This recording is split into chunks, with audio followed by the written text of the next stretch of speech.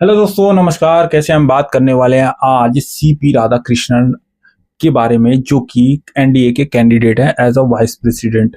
उनके बारे में हम डिटेल में डिस्कस करेंगे और जानने की कोशिश करेंगे कि ये उपराष्ट्रपति से कैसे डिफरेंस है और क्यों इनको प्रेफरेंस दिया गया, क्यों बाकी इतने सीनियर नेताओं के बीच में इनको मौका दिया गया। हम बात करें अगर सीपी राधाकृष्णन का, तो इनका पूरा नाम है चिदम्बरम पदुम राधाकृष्णन, क्योंकि आपको पता है वहाँ के लोगों का जो नाम होता है वहाँ पे जहाँ रहते हैं उनके बारे में रहता है।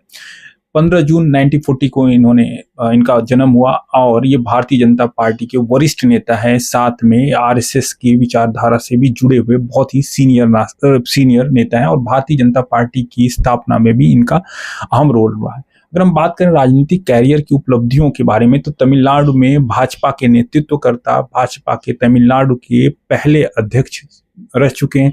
1984 और 1990 में कोयम्बटूर से 2 बार लोकसभा के सांसद रह चुके हैं। अगर हम उनके राज्यपाल का कार्यकाल बताएं, तो झारखंड और महाराष्ट्र के राज्यपाल पद पर सेवा दे चुके हैं। दक्षिण भारत में भाजपा का विस्तार और संगठन मजबूत करने का श्रेय इन्हें जाता है। भाजपा के राष्ट्रीय स्वयंसेवक यानी आरएसएस की विचारधारा को गहनता से समझने वाले ये नेता माने जाते हैं। इनकी खूबियों की बात करें तो एक शांत, संयमित, अनुशासित और बिना विवाद के कारण काम करने वाले नेता के रूप में पहचाने जाते हैं। समाज में कई वर्गों एवं समुदायों के साथ संतुलित और व्यवहार और संवाद स्थापित करने का ये प्रयास हमेशा करते रहते हैं। उपराष्ट्रपति पद के लिए चयन के कारण क्या है, अगर इसकी हम बात करें तो ये बीजेपी के लिए कैसे फायदेमंद था। देखिए, दक्षिण भारत में भाजपा के रणनीति लाभ की अगर हम बात करें, राधाकृष्णन का दक्षिण भारतीय राजनीति में अनुभव और पकड़ भाजपा के लिए बहुत महत्वपूर्ण है।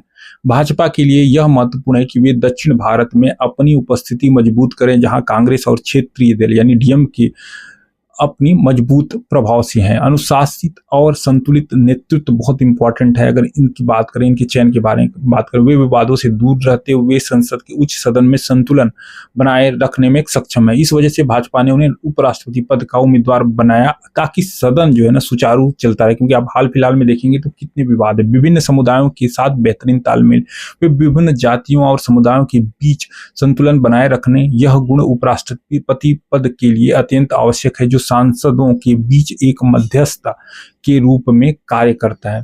अगर हम बात करें, अगर कंपैरिजन करें जयदीप धनखड़ से, तो थोड़ी बहुत अंतर जहां आपको देखने में मिलती है। हालांकि वो भी बीजेपी के नेता थे, बड़े नेता थे, भारतीय जनता पार्टी के वरिष्ठ नेताओं में आते थे, राज्यपाल थे, राजस्थान के कानून एवं न्याय के क्षेत्र में विशेषज्ञ और जाट समुदाय से आने की वजह से उनको उपराष्ट्रपति का पद मिला था। लेकिन वो बहुत बड़े एडवोकेट थे, सबको पता है।